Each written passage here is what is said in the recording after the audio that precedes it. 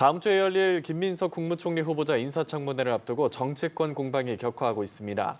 여야가 청문회 증인 채택을 놓고 이견을 좁히지 못하면서 결국 증인과 참고인이 없는 청문회가 열리게 됐는데요. 네, 이종석 국정원장 후보자 인사청문 보고서 채택도 무산됐습니다. 이와 관련한 내용 이승훈 민주당 전략기획위 부위원장, 권동욱 국민의힘 대변인 두 분과 이야기 나눠보겠습니다. 어서 오십시오. 안녕하세요. 네, 안녕하십니까. 김민석 총리 후보자 의혹과 관련한 내용 오늘 먼저 짚어보도록 하겠습니다. 후보자가 20년 국회의원 당선 이후에 재산 의혹과 관련해서 세비 외의 수입은 재혼축의금과 조의금, 출판 기념회 등이 그 출처라고 밝혔는데 이게 국민의힘 쪽에서는 수입을 신고하지 않았다고 지적하면서 공직선거법 위반이라고 주장을 하고 있습니다. 해명에도 좀 속 시원한 반응이 안 나오는 상황인데 어떻게 보십니까? 아니 일단 24일, 25일 인사청문회 하잖아요. 인사청문회가 끝나고 나서 뭐 이런 얘기들이 좀 있었으면 좋겠는데 인사청문회도 하기 전부터 마치 의혹이 기정사실인 양 이렇게 얘기하는 것들은 실은 인사청문회의 제도 취지가 후보자의 실력과 능력이 있는지, 국무총리가 되었을 때 얼마나 리더십을 가지고 이재명 대통령과 함께 행정력을 가지고 국가를 잘 운영할 수 있는지 이런 것들을 봐야 되는 것인데 마치 의혹만을 가지고 의혹이 사실인 양 도덕성 검증으로 낙마시켜버리려고 하는 것들이 너무 인사청문 제도를 정략적으로 이용하는 것이다라고 말씀드리고요.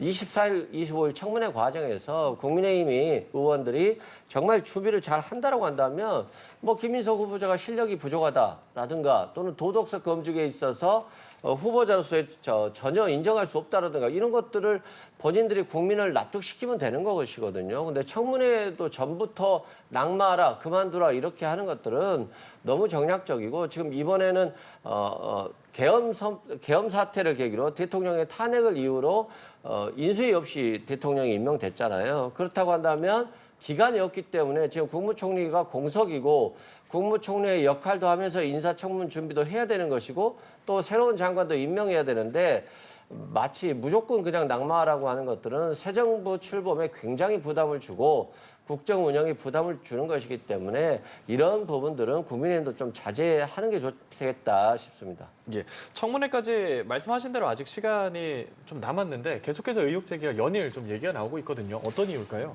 계속 의혹이 커지고 있는 것이죠. 그러니까 이제 핵심은 재산 문제랑 채무 관계인데 재산 문제 같은 경우도 지금 해명이 안 되고 있는 거예요. 그러니까 5년 동안에 지금 계산을 해보니까 국민의힘 쪽에서 계산을 해보니까 세비 수입 정도 이렇게 내역이 산출되는 게 한 5억인데 예. 쓴 거 지출 보니까 한 13억 정도란 말이에요. 그러면 한 8억이 도대체 어디서 나온 거냐? 8억은 이런 부분들에서 해명이 없었는데 오늘 나온 거 대충 들어보니까 2억 정도는 뭐 자녀 학비인데 본인이 한 건 아니다. 이렇게 하면 이제 한 6억 정도가 남는 거고 그 6억 정도를 뭐 조의금, 출판 기념회 이런 걸 충당했다 이런 거거든요. 이 부분도 사실 이제 국민 눈높이랑 너무 안 맞고 한 6억 정도를 5년 동안에 그냥 현금으로 만들었다는 거잖아요. 그럼 뭐 사실은 5억 그 세비로 받은 5억보다 더 큰 수입이 현금 수입이 따로 있는 겁니다. 그것도 이거를 신고도 안 한 거예요. 근데 이런 부분들에 대한 해명이 정확하게 이루어지지 않았어요. 그리고 검증을 그러면 이제 해명을 하든가 자료를 내놔야 되는데 자료도 지금 97건 요청을 했는데 나온 게 2건입니다. 이런 식으로 여기에도 협조를 안 하고 있어요. 그러니까 국민들이 알 권리가 있고 거기에 대해서 국회의원들이 인사청문위원으로 참여해서 이거에 대해서 밝혀라라고 하고 있는데 의혹은 하나도 제대로 밝히는 게 없으니까 이런 부분들이 점점 문제가 되는 것이고 국민 눈높이에 앉는 부분도 있는 것이고 단순히 이것만 있는 게 아니라 채무 문제도 있는 겁니다. 그러니까 이 채무 문제 같은 경우에는 보도되기 전까지 돈을 빌려놓고 갚지를 않은 거예요. 그리고 그래서 빌린 사람은 갚을 의사가 도대체 있는 건지 그리고 빌려준 사람도 받을 의사가 있는 건지 그게 없다고 한다면 이건 이제 불법 정치 자금이 되는 거니까 거기에 대한 의혹이 있는 것이고 거기에서 정당한 문제 제기를 하는데 여기에 대해서도 뭔가 명확한 이 해명이 없습니다. 그러니까 이런 부분들에 대해서는 공직자로서 분명히 문제가 있다. 이런 부분들에서 당연히 지적을 하는 것이고 그것이 국민의 눈높이에 한치도 어긋나지 않는다. 그렇게 말씀을 드릴 수 있겠습니다. 그런데 이 부분에 대해서 말씀드리면 마치 전처가 아이를 키워서 교육을 시켰는데 그 교육비 2억 정도 들었다라고 가정적으로 얘기를 해가지고 이걸 김민석 후보자는 어디서 돈 났냐라고 하면 좀 답답하죠. 우리가 이혼을 할 경우에 전처가 아이를 키우는데 그 돈을 김민석 후보자가 낼 수 없는 상황이었잖아요. 일단 재산이 하나도 없었어요. 그럼에도 불구하고 그러면 전처에게 재산 내역을 공개하라? 전처는 이혼한 전처이고 뭐 이게 공직자로 나오는 것도 아니고 김민석 후보자와 지금 배우자도 아니기 때문에 도덕적 법적 의무가 없어요. 근데 그런 부분을 증인으로 나오라고 하고 통장 거래 내역이라든가 뭐 외국에 돈 보낸 내역 다 제공해라. 라고 한다면 실은 굉장히 부당한 것이고 잘못된 것이거든요. 그런 측면에서 김민석 후보자가 내기 어려운 측면이 있고 또清華대에서 석사학위를 딴 부분도 중국에 갈 때 그게 7시에 출발했냐 9시에 출발했냐 그게 뭐 중요하겠습니까? 수년 전에 석사학위를 따는 과정이기 때문에 뭐 며칠에 한 번씩 갔는지는 잘 몰랐어요. 기억을 잘 못했겠죠. 그런데 출입국 내역을 제출하면서 며칠부터 며칠까지 왔다 갔다 하는지가 다 확인이 됐잖아요. 그러면 당연히 석사학위를 따로 공부하러 갔을 것이고 이 학력이 위조됐지 않았다라고 한다면清華대에서 위조됐다라고 하지 않는다라고 하면 수업을 들었으니까 석사학위를 주는 것이지 수업도 안 들었는데 명문대에서 석사학위를 주겠습니까? 그런 측면에서 너무 과도한 의혹 제기와 그게 마치 사실인 양 몰아가는 것들은 조금 자제하는 것이 지금 정치권이 더 좋을 것 같다 이런 생각이 듭니다. 네, 덧붙이실 말씀 있으세요?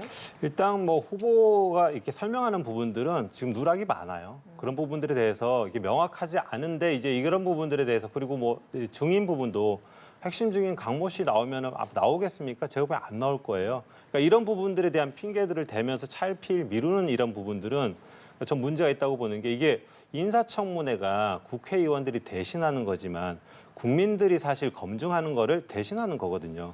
근데 그런 부분들에 대해서 명확하게 정확하게 설명할 것들을 하고 제출을 해야 되는데 그 뭐 출입국 기록도 그렇습니다. 정확하게 자료를 국회에 제출해야죠. 그 홈페이지에 올리거나 뭐 블로그에 올리거나 뭐 페이스북에 올릴 게 아니에요. 그것도 선택적으로 올리는 이런 부분들이 아닙니다.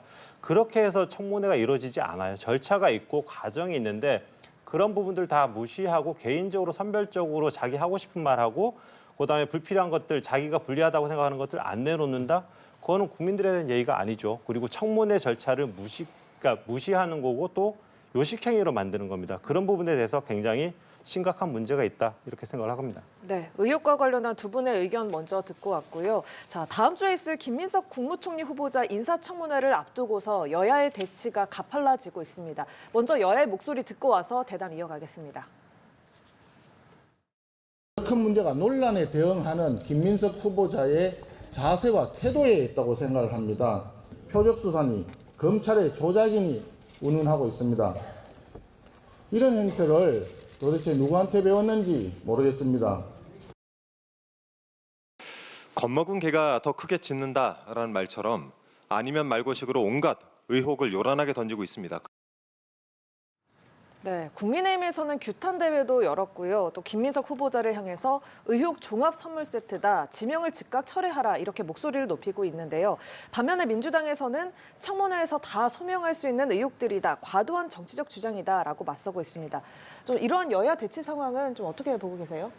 너무 과도하게 청문회 하기도 전부터 하는 것들은 실은 저는 적절치 않다고 봐요. 청문회 과정에 있어서 김민석 후보자가 잘 설명을 못한다고 하면 그때는 충분히 뭐 야당으로서 주장할 수 있겠습니다만 아직 시간이 남은 상황에서 마치 비리백화점이라는 표현을 쓰면서 비위에 엮인 것 마냥 이렇게 얘기하는 것은 적절치 않다 말씀드리고 우리가 이번 청문회 과정에서도 나오지만 좀 청문회가 바뀌어야 될 필요성은 있어요. 1차적으로 실력 검증인 것인데 실력은 검증하지 않고 그냥 흠집 찾기에만 혈안이 돼 있기 때문에 정작 그러다 보면 능력 없는 인사들이 들어갈 수 있거든요. 그리고 지금 김민석 후보자 같은 경우는 재산이 한 2억 정도잖아요. 2억이니까 뭐 이게 부정축제를 통해서 20억, 200억을 모은 것도 아니고 딸랑 2억이거든요. 이 2억은 어머님 재산까지도 포함된 2억이에요. 그래서 거의 지금 축적된 재산은 없다라고 보시면 될 것 같고 반면에 김민석 후보자가 마치 비위백화점인 것처럼 주장하고 있습니다만 청문위원인 주진우 의원 같은 경우도 딸랑 2년 반 정도 변호사 생활을 했지 모든 기간 다 검사로서 생활을 했어요. 근데 재산이 70억이에요. 그리고 20살 아들은 7억 정도의 재산을 갖고 있다라고 하는 것이니까 그러면 이게 더 비리가 있을 가능성이 더 높지 않겠습니까? 오히려 주진우 의원 같은 경우는 뭐 소명하겠다라고 했습니다만 뭐 본인이 뭐 제출한 건 아무것도 없잖아요. 그러면 의혹을 더 해명해야 될 의혹이 엄청나게 많은 사람이 2억 정도 재산을 가지고 있는 사람을 향해서 마치 비리백화점인 것처럼 추궁해 나가는 모습들이 국민들 모습에서나 또 제가 봤을 때도 지금 저게 정상인가라고 하는 생각이 들고요. 김민석 후보자가 뭐 조의금을 받거나 축의금을 받거나 또는 출판 기념회 한 것들 뭐 돈을 받았다라고 하니까 이런 것들은 국회의원들이면 다 하는 거거든요.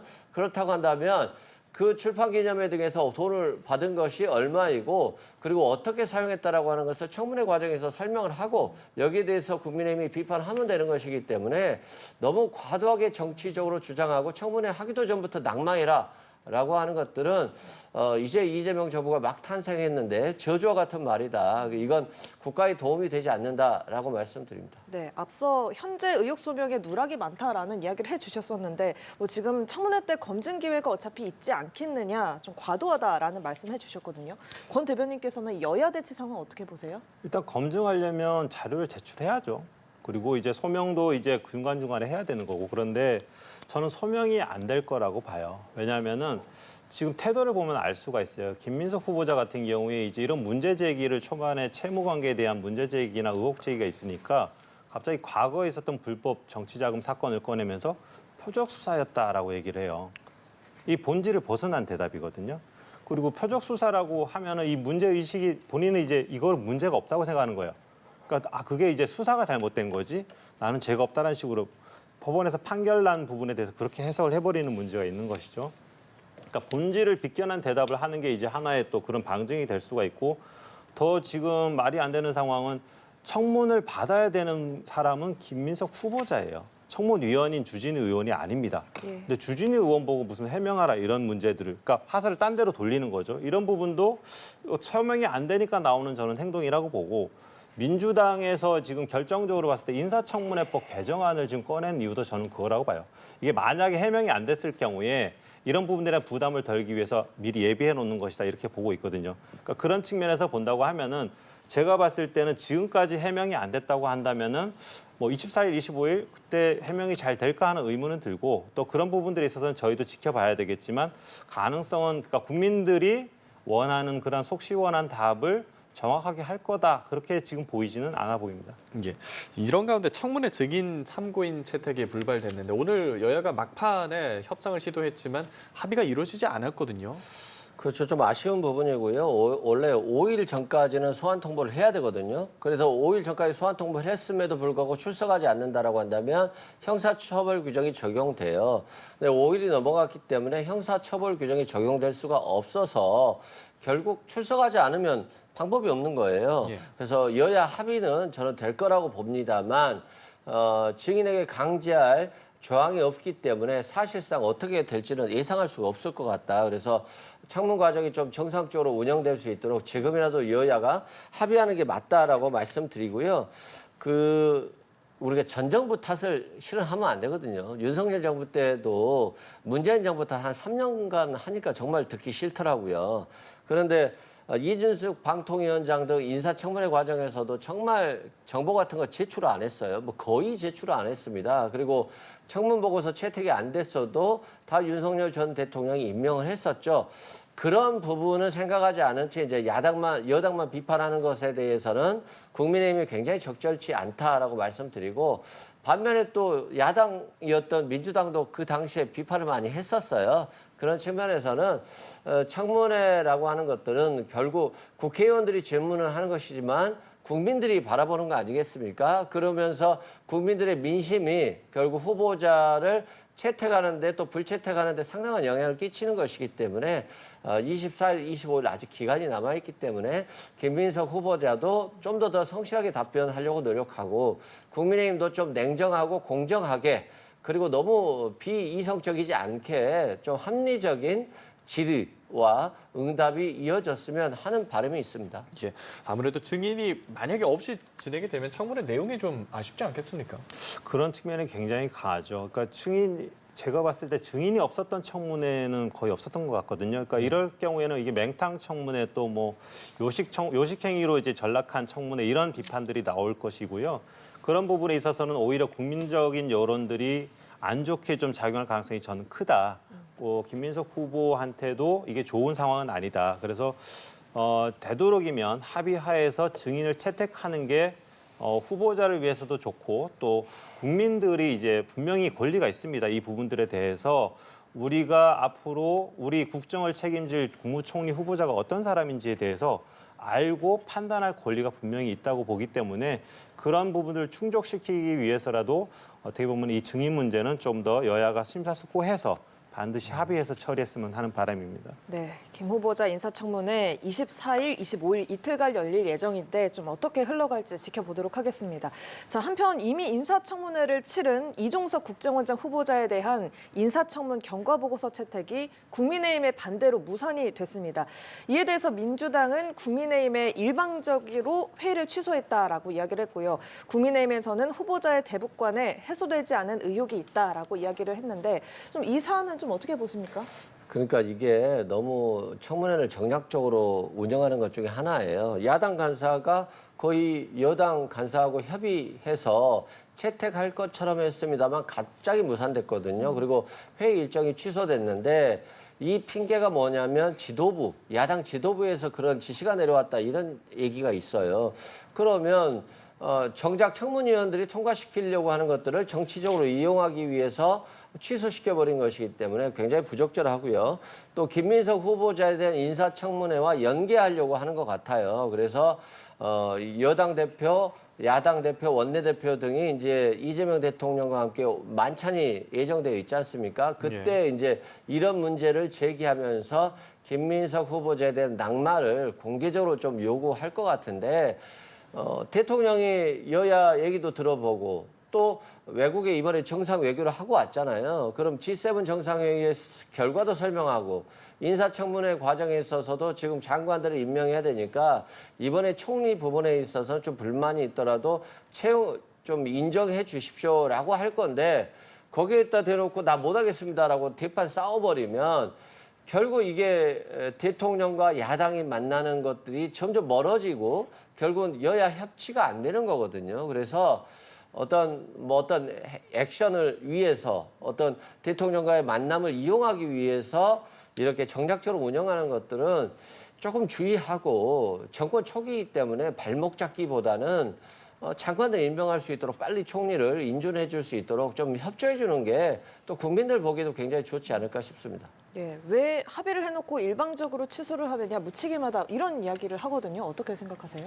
일단 좀 심사숙고할 부분이 있는 것이죠. 그러니까 국정원장 자리는 국가 안보를 책임지는 부분에 직결되는 또 부분이 있고요. 또 예. 북한 문제랑도 직결되어 있습니다. 이런 부분들에 있어서는 이제 좀 더 깊이 있게 봐야 되는 부분이 있는데 이종석 후보자 같은 경우에는 과거에 이제 북한이나 김정은 위원장을 좀 옹호하는 발언도 했었고 또 이번에 그 서해 공무원 피살 사건에 대해서도 되게 애매모호한 입장을 좀 내놨어요. 그러니까 이게 정책적 판단과 관련된 문제이기 때문에 굉장히 불행한 사건이다. 이게 무슨 의미인지는 모르겠어요. 이게 정책적인 판단으로 바라볼 사안인지 한 국가의 공무원이 이렇게 북한에 납북돼가지고 그쪽으로 쓸려가가지고 피격이 됐는데 이걸 단순히 정책적 판단을 보는 부분도 참 저는 이해가 안 가는 부분인데 어쨌든 간에 그러면서 정리는 해야 되지 않겠느냐 이런 애매모호한 입장을 내놨거든요. 이런 부분들에 대해서 좀 더 판단해 볼 부분이 있기 때문에 심사숙고 차원에서 조금 더 시간을 두는 것이지 뭐 이게 정략적인 활용으로 지금 가는 그런 모양새는 아니라고 저는 보고요. 또 뭐 대통령과의 그 지금 면담 일정이 지금 잡혀져 있잖아요. 그게 이제 일정이 바뀌는 것도 아니기 때문에 그것과 연계해서 할 이유도 없는 것이고 그래서 이런 부분들은 조금 더 우리가 놓친 부분이 있는지를 판단하겠다라는 것이기 때문에 지나치게 이거를 뭐 정치적으로 바라보진 않았으면 좋겠습니다. 예. 한 가지 더 얘기해 보죠. 국정기획위원회가 검찰 업무 보고를 받던 중에 보고를 중단시켰습니다. 핵심 공약 내용도 분석되지 않았고 또 공약 절차의 이행이라는 형식적 요건도 갖추지 않았다 했는데 뿐만 아니라 방통위 해양수산부 업무 보고도 중단을 시켰습니다. 뭐 연일 기강 잡기 나서는 게 아니냐 이런 얘기가 나오거든요. 일명 기강 잡기이기도 하고요. 또 인수위라고 하는 것은 대통령에 임명되기 직전에 임기를 시작하기 직전에 국정을 기획하는 거잖아요. 근데 인수위 기간이 없었기 때문에 이번에 국정기획위원회가 꾸려진 것이고 실제 지금 당장 대통령의 어떤 정책적 방향이라든가 이런 것들을 실행할 수 있는 조직이라든가 정책들이 준비가 되어야 되는 것이거든요.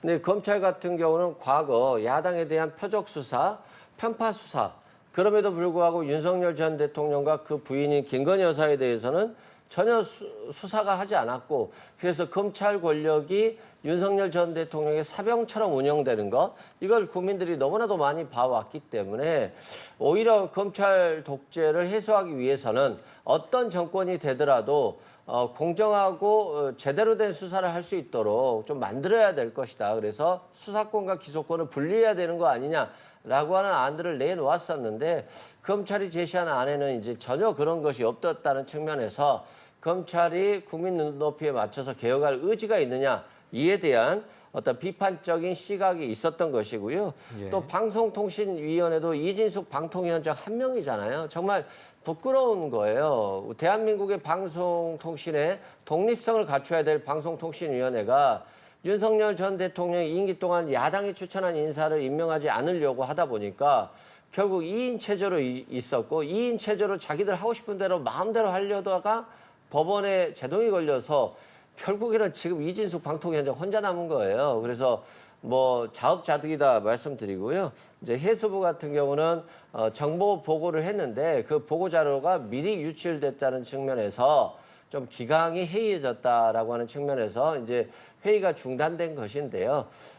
이 국정기획위원회라고 하는 것은 이재명 정부가 하고자 하는 것 그리고 행정부의 방향까지도 제시하는 것이기 때문에 이재명 정부의 정책과 방향성에 맞춰서 그 정부 각 조직들이 국정을 기획할 수 있도록 도와줘야 되는 것이에요. 그런데 기득권 지키려고만 한다라고 한다면 그냥 그대로 한다라고 한다면 여전히 윤석열 정부가 그대로 연장되는 것이기 때문에 좀 기득권을 버리고 이재명 정부의 정치 철학과 정책대로 조금 그 국정을 잘 수행할 수 있도록 기획해 주는 것이 좋을 것 같다 이런 말씀드립니다. 예, 아무래도 초반이라 좀 삐걱대는 모습도 보이는 것 같은데 이 검찰에 대해서는 고강도 개혁 대상인데 오히려 기존 권한 확대를 보고했다라는 얘기를 했습니다. 어떻게 보십니까? 네, 이제 그 검찰에 대해서는 그런 얘기를 할 수 있을 것 같아요. 뭐 이유가 있는 거로 볼 수도 있는데 예. 지금 문제는 이제 그 국정기획위원회가 약간 점령군식으로 지금 행세를 하는 모습들이 보여요. 그러니까 꼭 검찰만은 아니거든요. 거의 모든 부처를 대상으로 질타를 하면서 시작을 하는 모양새가 지금 연출이 되고 있고 또 어저께인가요? 아주 매우 실망스럽다 이런 아주 심각한 말들을 위중한 말들을 이제 했단 말이죠. 이게 예. 어떻게 보면 이제 이거는 단순히 인수위가 보통은 기본적으로 부처의 업무를 받고 또 대통령의 공약 사항들을 부처에다가 제시하고 그림을 그려나가고 실천 계획을 이제 짜는 기본 틀을 짜는 역할을 하는 그런 조직인데 지금은 거의 군기반장 역할을 하는 걸로 지금 전락을 했어요. 제가 봤을 때는 이건 약간 좀 구태스러운 모습이다 이렇게 좀 생각이 들고 예. 또 하나는 이제 이런 부분들이 약간 그런 다른 의도도 좀 있는 것 같아요. 그러니까 새 정부 들어가지고 정부 조직 개편도 아마 추진할 것 같은데 그런 부분들에 있어서 기존 부처의 어떤 저항이나 이런 반발들을 미리 좀 사전에 차단하기 위해서 좀 이런 부분들을 모습을 보이는 것 같아요. 그래서 약간 그런 부분에서의 군기잡기도 좀 있어 보이는데 어찌됐건 간에 국정기획위원회가 자신의 어떤 고유의 업무 영역 그리고 해야 될 역할 이런 부분과는 좀 어긋나 있지 않나. 그런 부분들에 대해서는 조금 더 겸손하고 좀 그리고 부처를 어쨌든 이끌고 가야 이 새 정부도 좀 성공하는 데 더 유리하지 않나 그런 생각을 하거든요. 그래서 이렇게 좀 다그치거나 뭐 어떻게 보면 질타하는 식의 모습은 조금 보이는 게 좋지 않고 좀 아울러서 끌고 가는 모습 그리고 오히려 그림을 제시함으로써 이제 동의를 얻고 또 과제를 내주고 거기에 대해서 과제를 끌고 가고 또 제시해서 그런 부분들을 좀 앞으로 잘 끌고 가는 모습들을 보여줬으면 좋겠다. 그런 말씀을 드리겠습니다. 예, 끝으로 이재명 대통령 행보까지 짚어보도록 하겠습니다. 오늘 울산에서 AI 행사가 끝난 뒤에 재래시장을 깜짝 방문을 했는데요. 상인들을 만나서 소비 쿠폰 이야기도 했다고 전해지고요. 예정이 없던 일정이었잖아요. 이 행보 어떻게 보세요? 최근에 예정에 없던 행보들을 많이 하시잖아요. 특히 시장을 간다든가 상가를 가는 것들이 많이 있는데요. 그만큼 국민들의 체감 경기가 너무 안 좋고 자영업자들이 굉장히 폐업을 하는 등 상가 공실률도 굉장히 높아지고 있어요. 그런 부분들에 좀 국민들께 활력을 주고 자영업자들에게 활력을 주기 위해서 저렇게 재래시장을 찾아서 좀 응원하는 그런 메시지를 내고 있다라고 보시면 될 것 같고, 또 다른 한편으로는 국민들의 어떤 민생 현장 속에서 뭔가 듣는 거죠. 그러니까 윤석열 전 대통령이 좀 찾아갔던 모습들은 좀 권위주의적인 모습이었다라고 한다면 그냥 편하게 이재명 대통령 같은 경우는 찾아가는 것 같아요. 그래서 굉장히 좋은 모습이다라고 말씀드리고, 지금 코스피가 이재명 대통령 되고 한 13일 만에 한 3,000포인트가 올랐잖아요. 이게 3년 6개월 만이에요. 그러니까 윤석열 정부 때는 그냥 국민들도 힘이 없고 기업들도 힘이 없고 그냥 윤석열 전 대통령 모습 보면서 한숨만 푹푹 쉬었었는데, 이재명 정부가 들어서면서 아무래도 대한민국의 민주주의 그리고 대의의 신인도가 높아지고 정책의 안정성이 있는 거예요. 뭐 굉장히 고함치거나 화내는 것이 아니라 굉장히 정무적으로 움직이고 있기 때문에 국내 정치도 안정화되고 있고요. 이런 기류 속에서 외국인의 자금도 돌아오기 때문에 결국 이재명 정부의 어떤 긍정적인 메시지 신호만으로도 지금 3,000포인트가 갔거든요. 그건 윤석열 정부 때 이미 3,000포인트에 갔어야 될 것들이 굉장히 후퇴했었던 것이고, 이제 3,000포인트가 된 지금 이재명 정부가 이제 실력을 보여줘야 될 때예요. 이제 실력을 정말 보여줘야 되고, 민생 쿠폰이라고 하는 것도 지금 굉장히 경기가 침체되어 있는 상태에서 이 마중물 같은 거거든요. 이 마중물을 통해서 경제가 좀 더 활성화되고 기업이 좀 더 돌아가고, 그러다 보면 또 세금이 더 거치고, 그러면 또 세수 부족도 메울 수 있기 때문에 일석이조, 일석삼조가 될 수 있도록 이재명 정부의 정책은 좀 유능해야 된다라고 생각합니다. 네, 이재명 대통령이 앞서 지난 6일 현충일에도 재래시장에 깜짝 방문을 했었고, 또 오늘 이렇게 재래시장 깜짝 방문을 한 건데 어떤 의미 있다고 보세요? 저는 이렇게 재래시장 방문하고 국민들과 직접 소통하는 거는 많을수록 좋다고 생각을 해요. 그래서 이런 부분들이 틈날 때마다 저는 하셨으면 좋겠다. 네. 이런 말씀은 드리고, 다음에 이제 오늘 같은 경우에 소비 쿠폰 관련돼서 말씀을 하신 것 같아요. 근데 예. 이런 부분들은 그래도 여전히 또 우려가 있는 부분들이 있기 때문에 조금 더 정교하게 좀 했으면 좋겠다. 그러니까 이 소비 쿠폰 같은 경우에 그 소비 진작 효과가 미미하다라는 게 이제 이미 좀 수치로 드러나고 있는 상황이기 때문에 13조 원이면 사실 굉장히 큰 돈이거든요. 예. 이 돈을 어떻게 보면 잘 쓰는 곳에 따라서 이 효과가 또 완전히 또 달리 나타날 수 있는 부분이기 때문에 그런 점도 좀 고려했으면 좋겠고, 또 이게 예를 들면은 그런 문제도 있습니다. 지금 이 물가 상승에 대한 우려, 이런 부분들이 있는데 소비 쿠폰을 해서 시중에 돈이 풀렸을 경우에 그거를 부추길 수 있다, 이런 우려도 있고, 또 올해 말에 국가 부채가 1,300조가 될 것이다, 이런 이제 전망이 나오고 있어요. 그러니까 이런 부분들을 같이 감안해서 조금 더 신중하게 좀 접근해 주셨으면 좋겠다, 그런 말씀을 드리겠습니다. 예, 알겠습니다. 인사청문회를 둘러싼 정치권 공방부터 이재명 대통령 행보까지 오늘 권도국 국민의힘 대변인, 이승훈 민주당 전략기획위 부위원장 두 분과 함께했습니다. 오늘 말씀 고맙습니다. 고맙습니다.